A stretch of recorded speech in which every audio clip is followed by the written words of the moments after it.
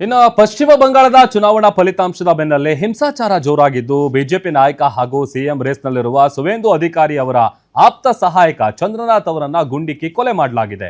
ಘಟನೆಯಿಂದ ಬಿಜೆಪಿ ಮತ್ತು ಟಿಎಂಸಿ ನಡುವೆ ಆರೋಪ ಪ್ರತ್ಯಾರೋಪಗಳು ತೀವ್ರಗೊಳ್ತಾ ಇದೆ. ರಾಜ್ಯ ಬಿಜೆಪಿ ಅಧ್ಯಕ್ಷ ಸಮೀಕ್ ಭಟ್ಟಾಚಾರ್ಯ ಪ್ರತಿಕ್ರಿಯಿಸಿ, ಇದು ನಿರೀಕ್ಷಿತವಾಗಿತ್ತು. ಟಿಎಂಸಿ ಇಷ್ಟು ಕೆಳಮಟ್ಟಕ್ಕೆ ಇಳಿಯುತ್ತೆ ಅಂತ ನಾವು ಭಾವಿಸಿರಲಿಲ್ಲ. ವಿರೋಧ ಪಕ್ಷದ ನಾಯಕನ ಆಪ್ತ ಸಹಾಯಕನನ್ನೇ ಕೊಲ್ಲುವ ಮೂಲಕ ಏನ್ ಸಂದೇಶ ಕೊಡಲು ಹೊರಟಿದ್ದಾರೆ? ನಾವು ಕಾನೂನು ಕ್ರಮ ಕೈಗೊಳ್ತೇವೆ ಅಂತ ಆಕ್ರೋಶವನ್ನ ಹೊರಹಾಕಿದ್ದಾರೆ. ಇನ್ನು ಗುಂಡಿನ ದಾಳಿ ನಡೆದಿದ್ದೆ ಹೇಗೆ ಅಂತ ಅಂದ್ರೆ ಬುಧವಾರ ರಾತ್ರಿ 10:20 ಚಂದ್ರನಾಥ್ ಮೇಲೆ ಫೈರಿಂಗ್ ಆಗುತ್ತೆ. ಬಾರಾಸಾತ್ನಲ್ಲಿರುವಂತಹ ಮನೆಗೆ ಕಾರ್ನಲ್ಲಿ ತೆರಳುತ್ತಾ ಇರ್ತಾರೆ ಚಂದ್ರನಾಥ್ ಅವರು. ಈ ದೋಹಾರಿಯಾ ಪ್ರದೇಶದಲ್ಲಿ ಬೈಕ್ ನಲ್ಲಿ ಬಂದು ಅಡ್ಡಗಟ್ಟಿ ಅವರ ಮೇಲೆ ದಾಳಿಯನ್ನ ಮಾಡ್ತಾರೆ. ಕಾರಿನ ಕಿಟಕಿಯ ಹತ್ತಿರ ಬಂದು ಚಂದ್ರನಾಥ್ ಮೇಲೆ 3 ಸುತ್ತು ಫೈರಿಂಗ್ ಮಾಡ್ತಾರೆ. ಚಾಲಕನ ಪಕ್ಕದ ಸೀಟ್ನಲ್ಲಿ ಕುಳಿತಿದ್ದಂತಹ ಚಂದ್ರನಾಥ್ ಅವರು ಸ್ಥಳದಲ್ಲೇ ಸಾವನ್ನಪ್ತಾರೆ. ಇದು ಅವರ ಮೇಲೆ ಆದಂತಹ ಅಟ್ಯಾಕ್. ಬಂಗಾಳದಲ್ಲಿ ಹಿಂಸಾಚಾರ ತೀವ್ರಗೊಂಡಂತಹ ಬೆನ್ನಲ್ಲೇನೆ ಬಾಂಗ್ಲಾದೇಶದ ನಾಯಕರೊಬ್ಬರು ಉರಿಯುವ ಬೆಂಕಿಗೆ ತುಪ್ಪ ಸುರಿಯುವಂತ ಹೇಳಿಕೆ ಕೊಟ್ಟಿದ್ದಾರೆ. ಪಶ್ಚಿಮ ಬಂಗಾಳವನ್ನ ಪ್ರತ್ಯೇಕ ರಾಷ್ಟ್ರವೆಂದು ಘೋಷಿಸುವಂತೆ ಮಮತಾ ಬ್ಯಾನರ್ಜಿ ಅವರಿಗೆ ಒತ್ತಾಯಿಸಿದ್ದು ಹೊಸ ವಿವಾದಕ್ಕೆ ನಾಂದಿ ಹಾಡಿದ್ದಾರೆ.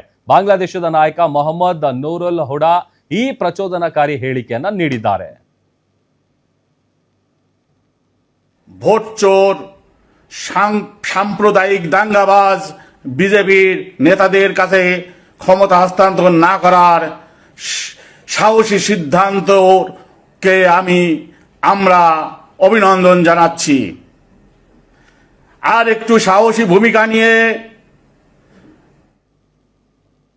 ಇವೆಲ್ಲ ಸುಮ್ಮನೆ ತರಲೆಗಳು ಇವರು. ಸ್ವಾತಂತ್ರ್ಯ ಹೋರಾಟಕ್ಕೆ ನಾಂದಿ ಹಾಡಿದಂತಹ, ರಾಷ್ಟ್ರಗೀತೆ ಬರೆದಂತಹ ರವೀಂದ್ರನಾಥ್ ಟ್ಯಾಗೋರ್ ಅವರು, ಒಂದೇ ಮಾತ್ರ ಬರೆದಂತ ಬಂಕಿಮ್ ಚಂದ್ರ ಚಟರ್ಜಿ ಅವರು ಇದ್ದಂತಹ ನಾಡಿನಲ್ಲಿ ನಾವು ಸಪ್ರೇಟ್ ಆಗಬೇಕು, ಸಪ್ರೇಟ್ ರಾಷ್ಟ್ರ ಆಗಬೇಕು ಅಂತ ಇವ್ರನ್ನೆಲ್ಲ ಓಡಿಸ್ಬೇಕು ದೇಶದಿಂದ. ಫಸ್ಟ್ ಆಫ್ ಆಲ್ ಚುನಾವಣಾ ರಾಜಕೀಯ ಇರಬೇಕು, ಇದ್ದು ಜಯಿಸಬೇಕು, ಗೆಲ್ಲಬೇಕು. ಅದನ್ನ ಬಿಟ್ಬಿಟ್ಟು ನೀವು ಸೋತ್ಬಿಟ್ರಿ ಅಂತ ಪ್ರತ್ಯೇಕ ರಾಷ್ಟ್ರ ಮಾಡಿಬಿಡ್ಬೇಕಾ? ನಿಮ್ಗೊಂತ ಪ್ರತ್ಯೇಕ ರಾಷ್ಟ್ರ ಎಲ್ಲರೂ ಸೋತ ತಕ್ಷಣ ಪ್ರತ್ಯೇಕ ರಾಷ್ಟ್ರ ಮಾಡ್ಕೊಂಡು ಹೋಗೋಕ್ಕಾಗತ್ತಾ?